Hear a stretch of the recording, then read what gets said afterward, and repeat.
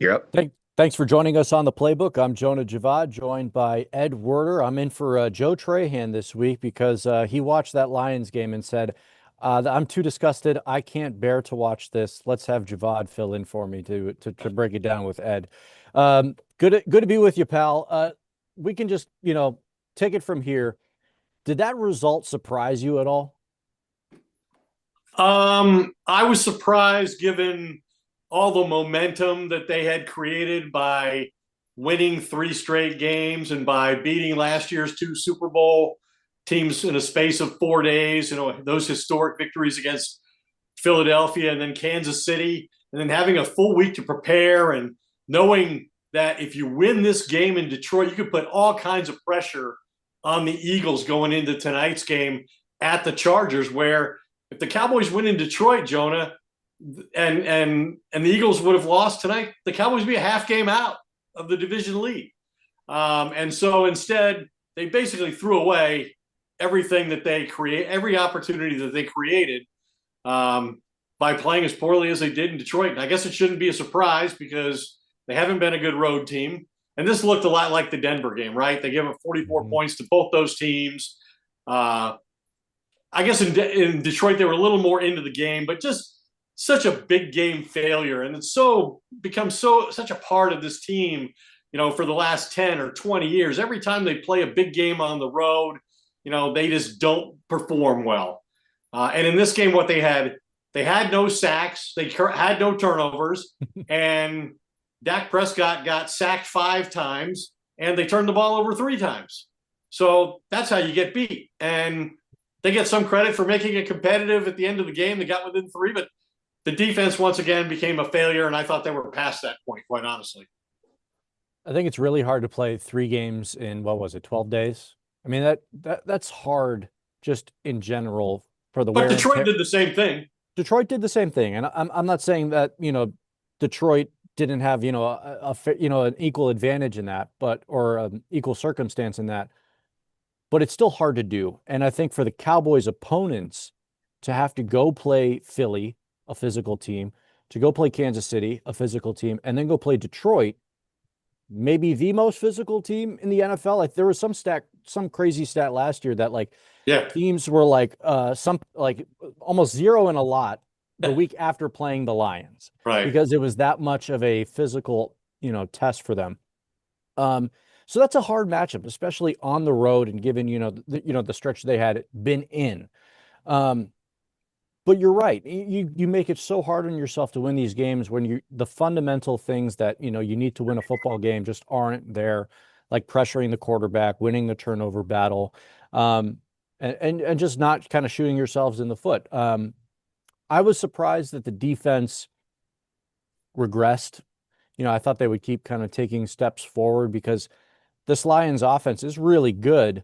But we saw, in their Thanksgiving game against the Packers the week before that if you can get to Jared Goff, then again, if you have a Micah Parsons who can get to Jared Goff, they are beatable.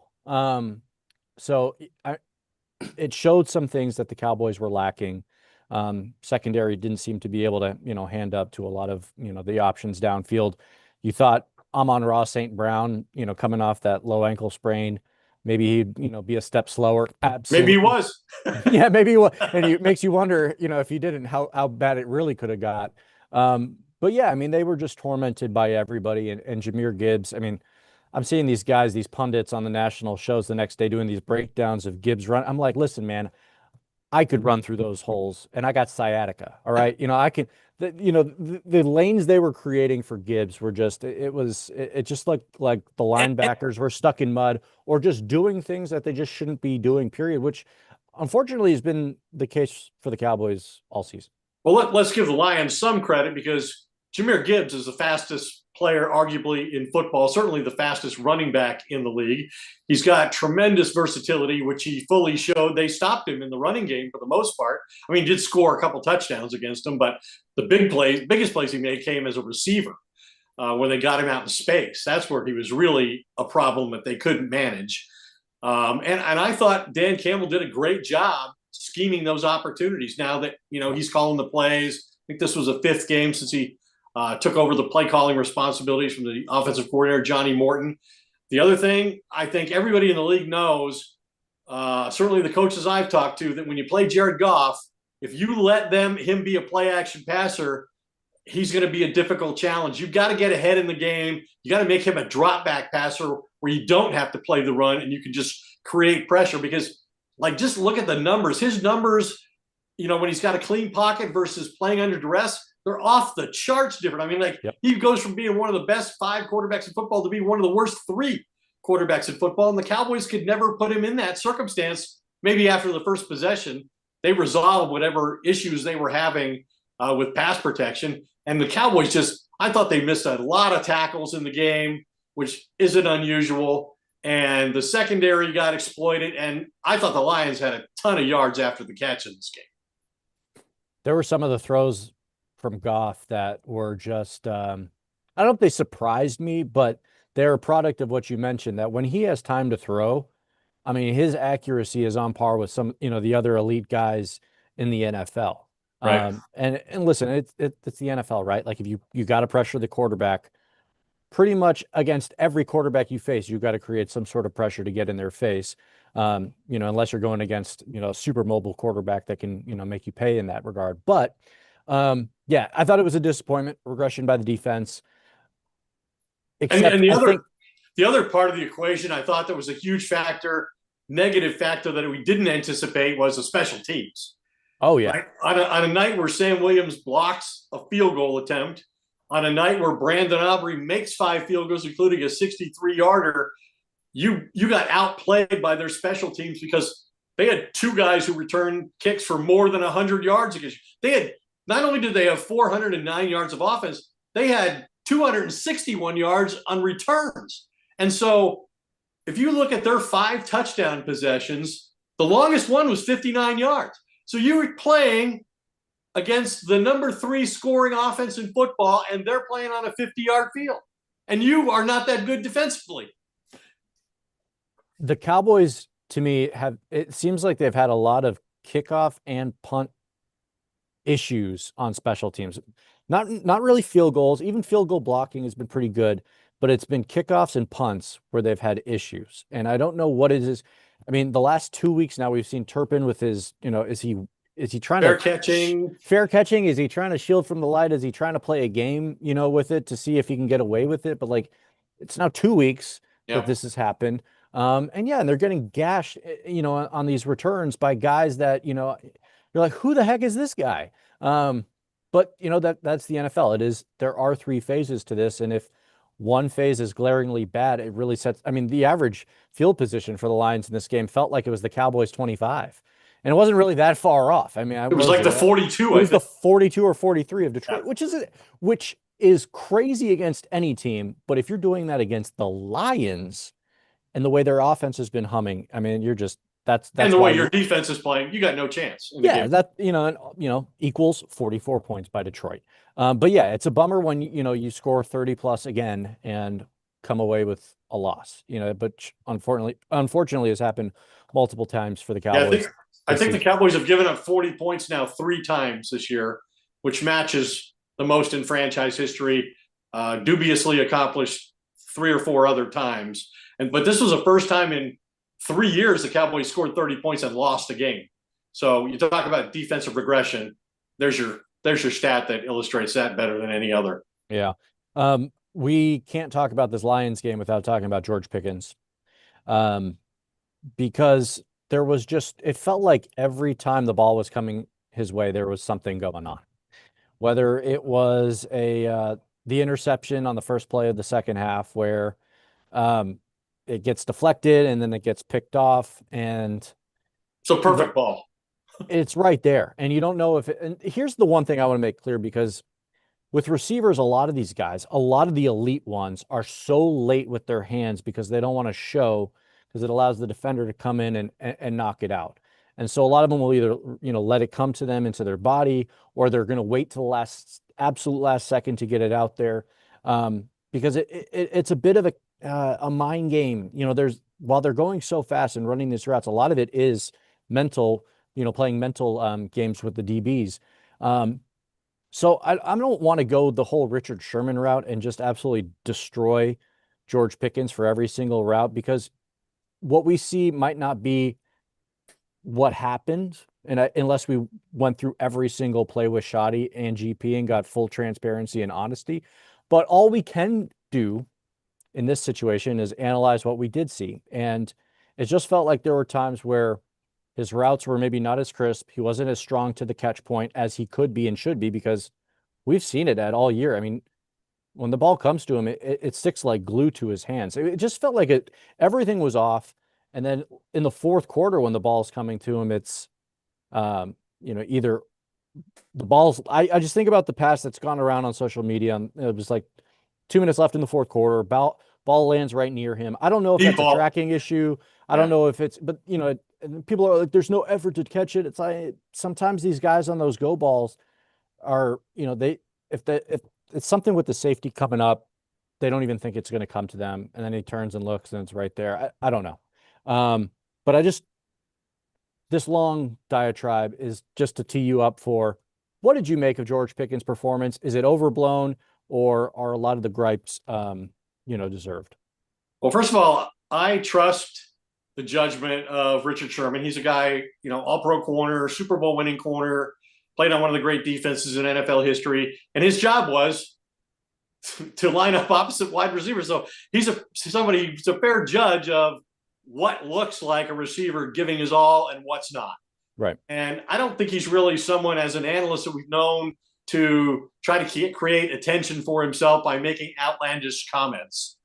And but to make sure that what he's saying is fair and accurate and objective, I did reach out to a couple of quarterbacks who watched the tape for their own interest, and they could basically confirm what Sherman was saying, that the routes aren't great, the blocking downfield from the receiver position not very good, and they've seen him play with a lot more effort throughout a game than they saw in this one. So that has to bother you in a game of this magnitude, especially when you're playing from behind. You've lost your number one receiver in CeeDee Lamb. The last time they lost CeeDee Lamb, he really used that as an opportunity to demonstrate his value as a true number one receiver. Like, proved it to Dak Prescott for those 3 weeks that CeeDee was out with a high ankle sprain, that, hey, I am capable of being a number one receiver, dominating games. That wasn't his mindset in this one for whatever reason. And in the aftermath of it, the only thing I don't like is that, and maybe they've reprimanded him publicly, and maybe when they go over the tape and they're honest with him in their assessment and they express this point of view.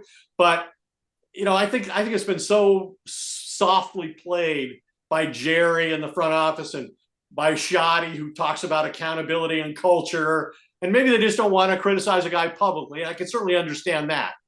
But it seems like you have to suggest, at least publicly, that, yeah, we need more effort than we got that night. Like, he's played great for 12 games. This wasn't his best game, and we need more going forward. But I think they're so afraid of him.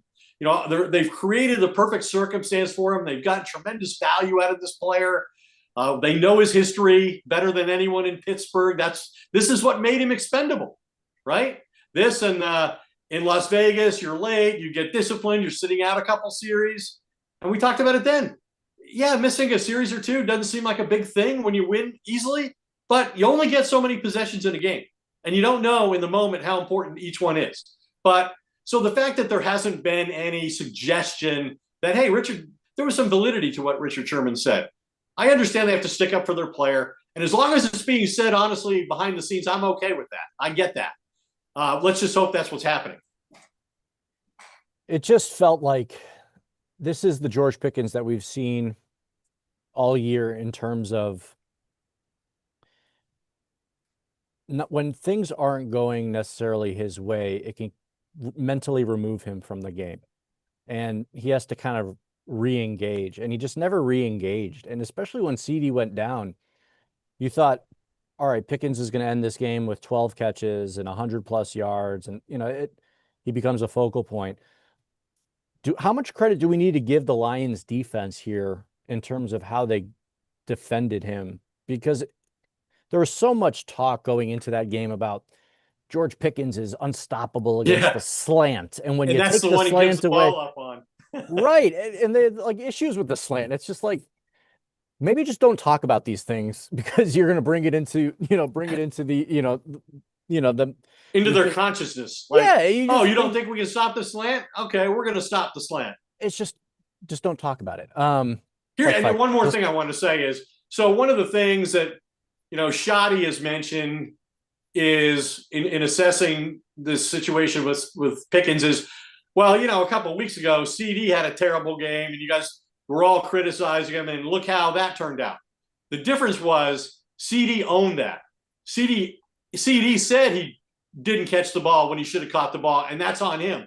That all he can do as a receiver is ask the coaches and the quarterback to create opportunities, and they did, and he failed them, and he's responsible now for earning back the trust and the opportunities. We haven't heard that from Pickens. We haven't heard Pickens say, hey, you know what? That's my bad. I wasn't ready. I wasn't mentally set in that game for the challenge I was presented, and I got to be better than that, and I will be. He doesn't say anything like that. Yeah, and also these things aren't the same. CD dropping the ball, it's bad and it's its own thing, but it's not like a lack of effort Yeah, or when you give a lack of effort or if it's things aren't crisp or up to your standard, there's an intentionality with that. CD Lamb is not intentionally going out there and dropping the ball. right. It's just, a mental lapse that's causing it. It's not an intentional, I'm not going to do these things because I'm not happy with how the game's going. And then it becomes a detriment to your team. To me, these are two different things. And They maybe are. it plays to what you're saying with, when you're doing these things, it makes it even harder to take accountability because not only is it, okay, I dropped the ball, that's one thing, but to admit that I wasn't giving A+ effort in a game we absolutely had to win to keep any, realistic shot of our playoff hopes alive, that's tough. And you think a guy he knows what the outside noise is around him. He's supremely aware of it. His whole team around him is aware of it. That's why they're dropping Players Tribune articles when things are going good. There is a level of reputation and branding and building that goes on with these athletes. And when things don't go their way, I think they become a little bit overly scared that if they're accountable and admit things that they might have made a mistake on, that it will hinder any future money or payment or opportunity. When realistically, I think coaches and people would rather hear that's my bad, or yeah, I screwed up, Yeah. because it's better that than just lying or shrugging it off. I think about like after the benching in Vegas, twice he doubled down and just made up some stuff about why he sat out. And his coach or Jerry, I can't remember, but they even said what the reason was. So it's like, why lie? Why jump through all these hoops to just, put on this presentation of something that's not true. And it just makes it look worse. And then you stack all these things on top of each other. Yeah, people have been saying Pittsburgh Pickens after that game. They were like, oh, you got a dose of the Pittsburgh Pickens. That's what Steelers fans have been saying. I don't know if it's necessarily right to judge him in all that respect and just, label things that, it's A or B, but I do wonder if the Cowboys have to think real hard about, do we want to pay this guy that much money? Because he's only been with our team for 14 weeks of an NFL season, and we've already had multiple headaches or, disciplinary actions. Issues. And he's Yeah. dragged CD into it at least once, right? So at what point is it, this was a great run? But again, but 2 weeks ago, we would have never, could you imagine us talking about this 2 weeks ago? And this is the week to week discourse around Pickens and around these Cowboys receivers. It just, I don't know. Sometimes it feels like we're manufacturing it, but we're not. I mean, it just week to week has been so different over these last 3 weeks where you have the CD drop game, CD goes off, Pickens goes off, then Pickens has a poor game, and you don't really know what's, side of the aisle to pick, to choose there after the last month. Yeah, I would say that, the point you made about the contract could be a part of it with him. Like, he doesn't want to admit it because he doesn't want to give Jerry and the front office the leverage to, question Right. his effort when they're negotiating in the offseason on whether they're going to franchise tag him or do a multi-year deal that's, acceptable to him. But I would say this, if I'm George Pickens, and I play like that, and I know I didn't play hard, and the coach and the front office are publicly making excuses for me and downplaying the whole thing, it gives me a sense of power. Like, oh, they're afraid of me. It kind of it could potentially embolden him. It's the NFL. What is sitting out one drive against the Raiders doing in terms of discipline for a player? I mean, the only way players really get disciplined in the league is if you take their money away or if it's a paycheck removal, not sitting out a drive. Well, if you embarrass him in front of his teammates, maybe, you know, Maybe. well, let's say, look at it this way. Like, they sat out that first possession. So what if that had been a one possession game? And what if they lost because they did nothing on that possession? Yeah, but then you watch all these Cowboys behind the scenes, videos from all these games that the Cowboys produce, and they're really well done. But then you see the whole sidelines like, oh, GP's a dog. He's different. Yeah. He's amazing. Right. They're just in awe of him as we all are when he does something amazing. Like he immediately has their, respect when it comes to performing well. But, I do wonder, like when he has these down games, who's there in his corner to kind of be that leader with him? I assume Dak. It has to be, because that's when it comes to leaders in the NFL, Dak is on the short list of probably the best ones. It has to be, because if he loses Dak's trust, there's no way they re-sign him. Right. He may need Dak to make a financial concession in his own contract for Pickens to be able to stay here. Yeah. And so you can't risk alienating the quarterback by doing things like this and making it difficult to impossible for him to do his job effectively.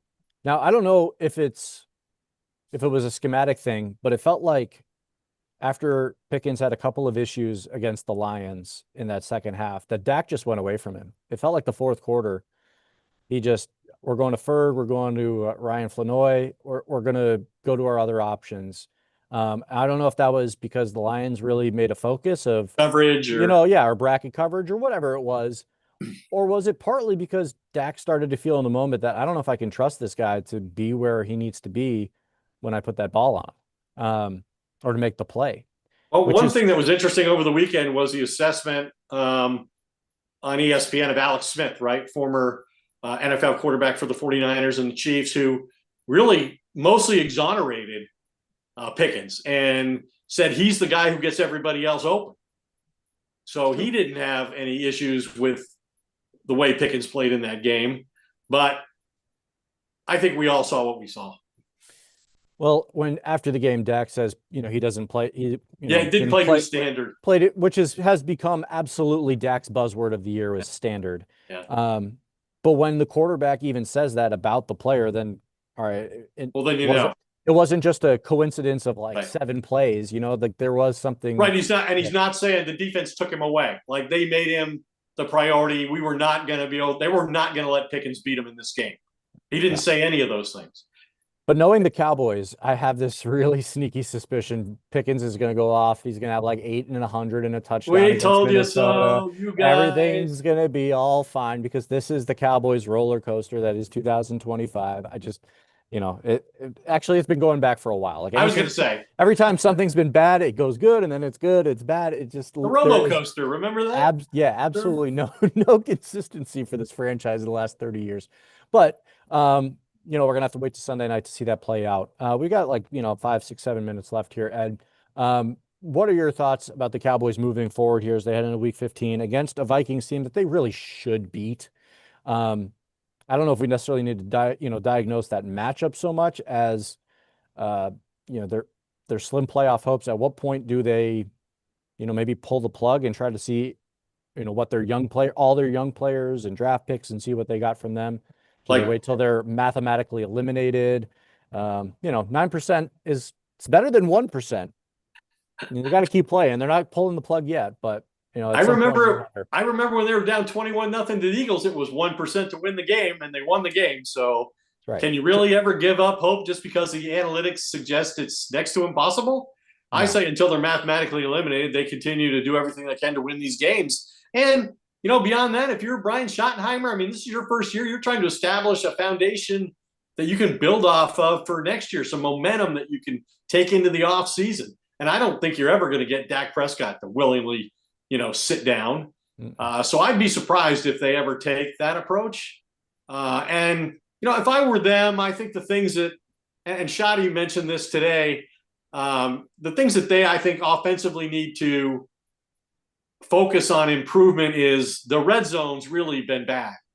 For a team that's second in the NFL in scoring and averaging almost 30 points a game, it's amazing how poor they are in the red zone. Like how much better, how many more points they could have scored this year. It's ridiculous. I mean, they're really not a good red zone team. They're like like in the 65 percentile. So, they're probably in the high teens, low 20s in terms of league rankings.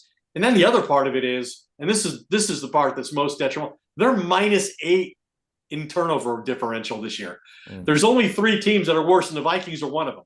The Vikings are -12, but the Vikings are effectively playing a rookie quarterback when they're not playing his backup, right? And so that's the opportunity, is you're playing a very inexperienced quarterback who's still trying to figure out whether he can compete in this league and what he's capable of doing against this level of athleticism on defense. The Vikings have turned the ball over at a really high level, but J.J. McCarthy I think he's coming off his 6th start yesterday. The Vikings got shut out last week. This week, they shut out Washington 31-0. I think they're the first team since John Elway's Broncos in 1992 to do that, to be shut out one week and shut out the opponent the next week. And J.J. McCarthy came out of that game with his best performance. He had his first career 3-touchdown pass game, and he threw no interceptions in a game for the first time. So to me, that's the biggest challenge for the Cowboys. They got to start creating some turnovers and some short fields for this prolific offense. What's funny is that the Vikings are so poor in the turnover differential, and they picked off the Bengals this year like 1,000 times in that one beatdown against Cincinnati. So like if that game doesn't happen, they would be really, really bad in the turnover differential. That's a Sunday night game. I'm expecting the Cowboys to have a huge bounce back performance. I think they'll win big, win handily, try to make things seem like they're okay. They're going to need a lot of help coming down the stretch here to make a playoff run. What are you most focused on, I guess, as we're into week 15? So we got a handful of games left. What do you need to see from the Cowboys during this, this home stretch, as they try to take some positive momentum into the offseason, assuming they don't, make the playoffs? I guess you're looking for some kind of improvement out of some of the defensive players, who are crucial to whatever they're going to do going forward. I mean, Savon Ravel got attacked in this game by the Lions. He was exploited, and to the point that I wondered if the Cowboys regretted their decision not to play Trayvon Diggs in the game. He came back. He had his 21-day practice window opened. He practiced last week. I think his expectation was he was going to play. They decided to follow the protocol that they have for returning players, which is you don't play after your first week of practice. It's after the second week of practice. That's what they did with Overshawn. They did that with Ravel. But, man, could Trayvon Diggs have made a play or prevented a couple of those, completions and big plays on 3rd down or touchdowns that would have, given the Cowboys a better opportunity to win that game in Detroit? It's hard to think now that he wouldn't have. That being said, I don't really see the point in investing in him unless you're doing it for that purpose. Unless it's because we need him to win these games and he's capable of making a difference. The smart play going forward is to invest in guys like Ravel, because in all likelihood, this is Diggs' last month with Dallas. Right. Yeah, and it's a bummer because, Ravel's numbers, going into the game are actually pretty good, in his limited, NFL snaps. But yeah, he just kind of looked outmatched and got caught looking in the backfield a little bit too much. And and they picked on him, but that's to be expected when you're a rookie. I do want to see how he progresses. Kind of to your point moments ago is, this is Brian Schottenheimer's first year as a head coach. I definitely don't see them kind of, pulling the plug on the season at all. I mean, even if they're out of it, I could see, whether it's for player incentives or wanting that record to be as good as possible at the end of the year, them just kind of going all the way through week 18, trying to have the best possible record. Because, at the end, for a head coach, when you are fired or, if you're thrown in the Hall of Fame, People are always going to look at that win-loss and tie, I guess, in this year's situation. So, I don't think they're going to want to throw any games away or potentially throw any games away by doing that. Even though Then Green Bay's making their draft pick less valuable, and the Cowboys, by winning, would be making their draft pick in the first round less valuable, I think there's still overall more incentive and value in winning games. absolutely. All right, we can put a pin in this. I'll let you and Trahan, duke it out, duke it out next Monday after the game against the Vikings. I'll tell you what, Ed, if that does not go the Cowboys' way, yikes. I don't even know what to say. Then we got Although, real trouble in River City. yeah, that could be troublesome. Thanks for joining me, pal. This has been the Playbook on WFAA Plus. This was my debut on the Playbook with Ed Nice Werder. job, Rook. Thanks, pal. We'll see you next week, and you be sure to catch Ed on our WFAA platforms throughout the week as we gear up for Week 15, Cowboys-Vikings Sunday night from AT&T Stadium.